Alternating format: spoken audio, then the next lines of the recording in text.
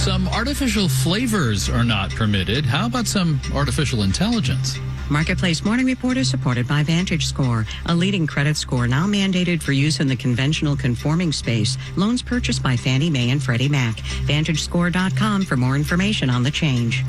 I'm David Brancaccio. Welcome to 2025. Legislatures in 41 states passed more than 100 laws governing artificial intelligence in the year just ended.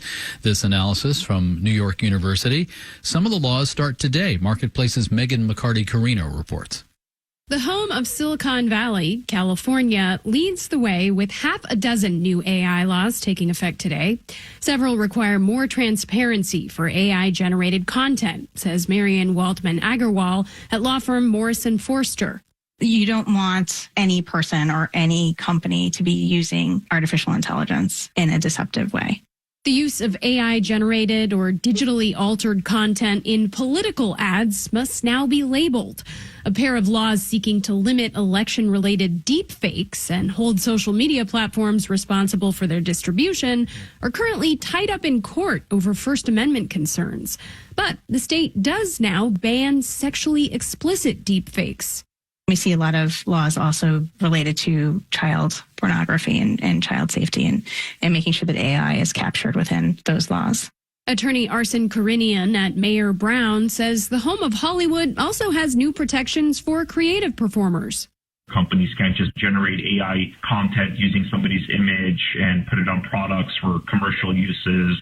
State law now mandates more clarity in contracts around the use of digital likenesses, and it also requires that performers have professional legal representation when considering them. A second law prohibits companies from using a digital replica of a deceased celebrity without permission from their estate. Basically what this does is it just codifies it in a separate statute specifically related to AI. State governments are likely to play an even bigger role in AI regulation during the second Trump administration, says Scott Bobwa-Brennan at NYU's Center for Technology Policy. He seems to be suggesting that he'll take a more sort of deregulatory stance and might be much slower to enact new sort of AI regulation at the federal level.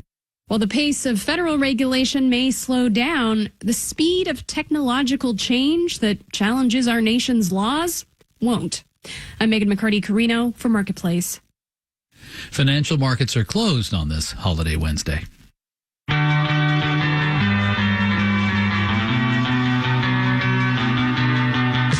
Marketplace Morning Report is supported by Total Wine and More, helping shoppers find gifts for everyone on their holiday list at TotalWine.com.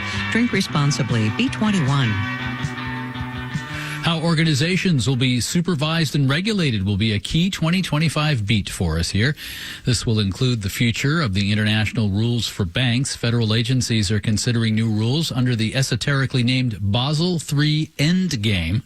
This would govern how banks calculate risks and how much cash they have to hold to guard against those risks. Meanwhile, the Federal Reserve is considering changes to the way it runs mock drills to simulate what might happen to banks in an emergency. Banks are suing, saying the process is too mysterious.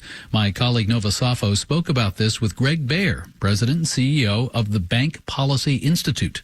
For the banking industry, which is the bigger issue? Is it Basel III Endgame and how it might be implemented here in the U.S., or is it the Federal Reserve stress tests? Well, that's a great question because really there is no one banking industry. There are multiple different capital requirements, and depending on the size and structure of your bank and the lines of business you are in, one might be significantly more binding than the other. Obviously, for the banks that are not subject to the Fed stress test, Basel is more important. I think for some of the banks that are subject to both, Basel may be more important, particularly if you're doing mostly lending.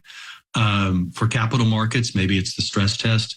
But it's what makes this all quite interesting is that, what's important to you really depends on the business that you're in.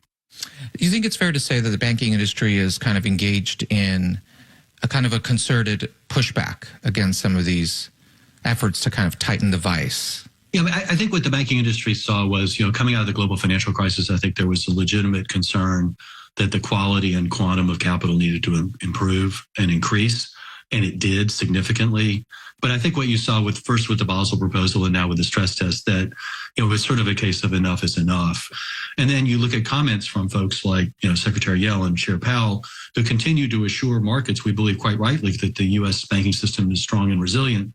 That's a very difficult statement to marry up with the proposals we've seen on Basel and the results we see out of the Fed stress test. What would you say have been the impacts for the consumer? I mean, all the research shows that as you increase capital requirements for particular assets, the bank's incentive to be in that business has declined. So that's why you've seen banks largely moving out of the mortgage business, particularly subprime lending to low and moderate income people.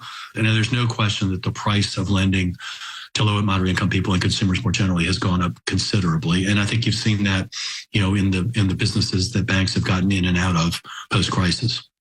And for consumers who aren't well versed in the banking world, when they see that after the stress tests, after banks pass the stress tests, the results come out, and the big banks are told, well, maybe they've been holding a little more than they've needed to, they release that capital, they immediately